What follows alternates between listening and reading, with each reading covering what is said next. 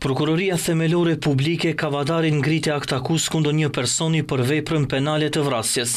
Prokuroria sqaroi se akuzuari, një burr 43 vjeçar, vrau vëllain e tij, i cili ishte një vit më i ri, në ditëlindjen e tij më 27 korrik, pasi të dy filluan grindje për pronën. I akuzuari besonte se vëllai i tij donte të merrte të gjithë pronën dhe i shtyr nga një ndenjë zemërimi dhe urrëtieje, e sulmoi atë më sqepar, duke goditur në kokë. Ai e goditi vëllain e tij në kokë me pjesën metalike të sqeparit dhe kur i dëmtuari ra, ai e goditi dhe 2 herë me të njëjtën mjet, duke i shkaktuar lëndime të menjëhershme fatale. Prokuroria sqaroi se pas aktit makabër, i akuzuari u largua dhe të nesërmen ai u kthye në shtëpinë e të dëmtuarit dhe zhvendosi trupin në banjo.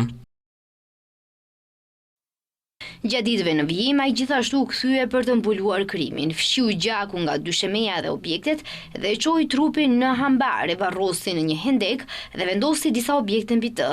Midis 30 korrikut dhe 5 gushtit kur u zbulua trupi, i akuzuari tërhoqi vazhdimisht para duke përdorur kartën bankare të viktimës. Trupi pajeti vëllait të vrarë u zbulua më 5 gusht, kur motra e viktimës raportoi se në ndërtesën ndihmëse në oborin e shtëpisë së vëllezërve të saj, ku kishte shkuar me burrin e saj, kishte vërejtur një gërmim të mbuluar me dhej të lirshëm, gjë që i bëri të dyshonin se vëllai i saj i zhdukur mund të ishte varrosur aty.